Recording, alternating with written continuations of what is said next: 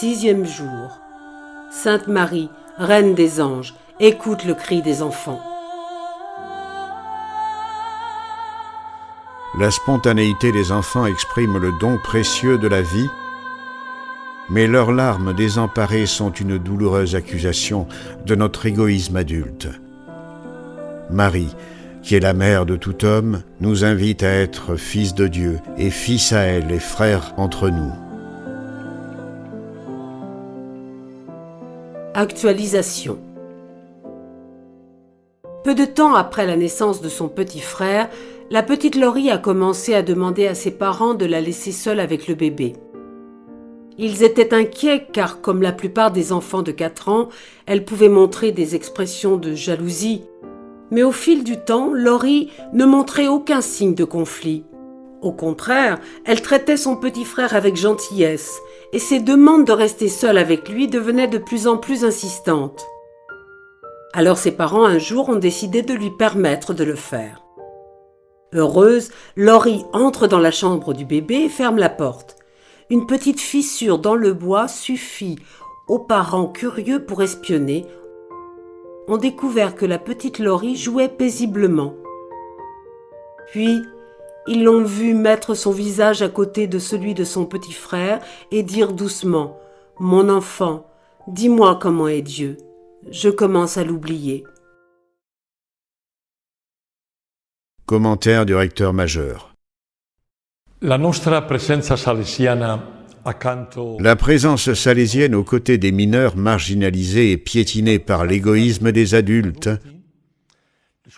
est aujourd'hui l'une des activités éducatives les plus significatives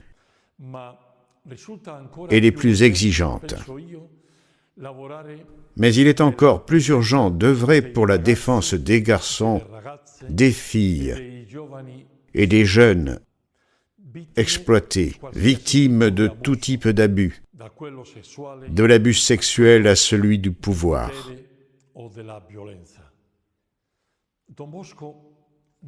Don Bosco n'a pas découvert sa mission devant un miroir, mais dans la douleur de jeunes qui n'avaient ni espoir, ni avenir.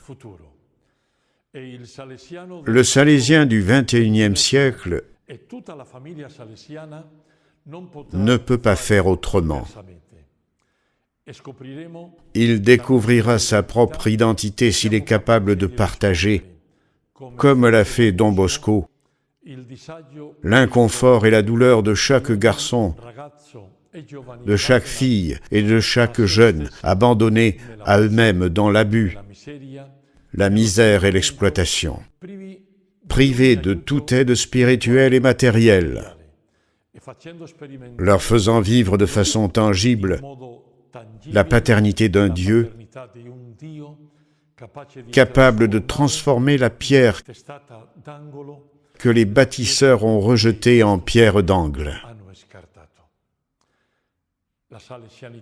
La salésianité naît précisément de ce besoin. Révéler la beauté de toute vie, même si elle est tachée, et susciter la prophétie d'un nouveau commencement. Référence salésienne. La dame du rêve lui répétait « Regarde ». Et le seul conseil du père Cafasso avait été « Regarde autour de toi ». Alors Jean a commencé à voir. Sur les chantiers, des enfants de 8 ou 10 ans qui travaillaient comme manœuvre au service des maçons. Ils remplissaient des bacs de tuiles et de chaux, les chargeaient sur leurs épaules et grimpaient sur des échelles de cordes et des échafaudages. S'ils travaillaient trop lentement, le contremaître les battait. Le marché de Porta Palazzo grouillait de pauvres gens qui n'avaient appris aucun métier. La plupart ne savaient ni lire ni écrire. Don Bosco a passé les heures les plus terribles de sa première période à Turin avec des jeunes en prison. Des garçons de 12 à 18 ans, comme des mendiants pleins de poux, se trouvaient sans travail, avec seulement de l'eau et du pain derrière des barreaux de fer.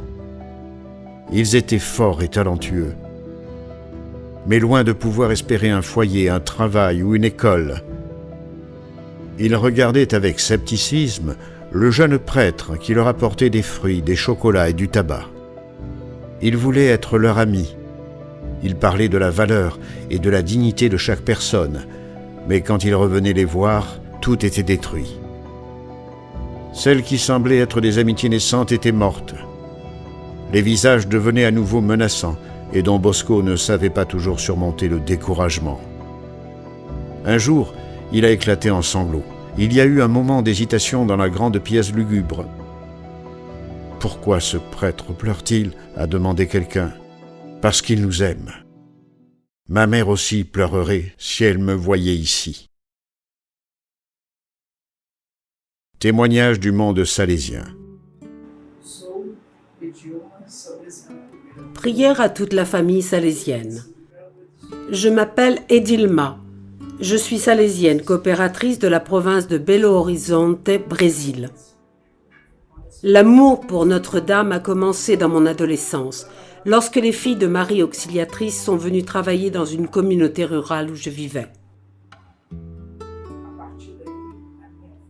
À partir de là, ma vie a totalement changé. Car vivant avec les filles de Marie Auxiliatrice, j'ai rencontré les Salésiens coopérateurs et j'ai apprécié le travail qu'ils accomplissaient dans l'oratoire festif de leur Vicuña en faveur des enfants pauvres. Travailler avec les enfants pauvres est un privilège, car ils nous enseignent bien plus qu'on ne l'imagine. Ils nous enseignent ce qu'est l'amour, l'affection, la solidarité. Ils nous enseignent ce qu'est le bonheur, la foi, même avec toute la pauvreté qu'ils ont. Ils véhiculent une joie que je ne peux pas expliquer. Quand j'ai commencé à travailler avec eux, je pensais que je pouvais leur enseigner quelque chose, mais en réalité, ce sont eux qui m'enseignent. Car chaque geste de solidarité que les enfants ont en faveur de ceux qui sont plus malheureux qu'eux transmet beaucoup de paix à nous. J'essaie de leur transmettre ce que Don Bosco nous a enseigné. Former de bons chrétiens et citoyens honnêtes. Ce n'est pas facile, mais j'ai Marie Auxiliatrice avec moi comme maîtresse, tout comme elle l'avait été pour Don Bosco. Elle m'enseigne comment apporter Jésus à ses enfants. Confiance à Marie. Enveloppe-nous dans ton manteau, ô Mère, et rends-nous capables d'écouter, de libérer et d'accueillir avec tendresse les enfants sans défense, victimes innocentes de la violence, de notre violence. Aide-nous à être la voix des nombreux enfants qui n'ont pas de voix, de ceux qui sont marginalisés, maltraités, sans droit. Aide-nous à voir en chacun d'eux ton Fils, qui est venu dans notre monde comme un enfant sans défense.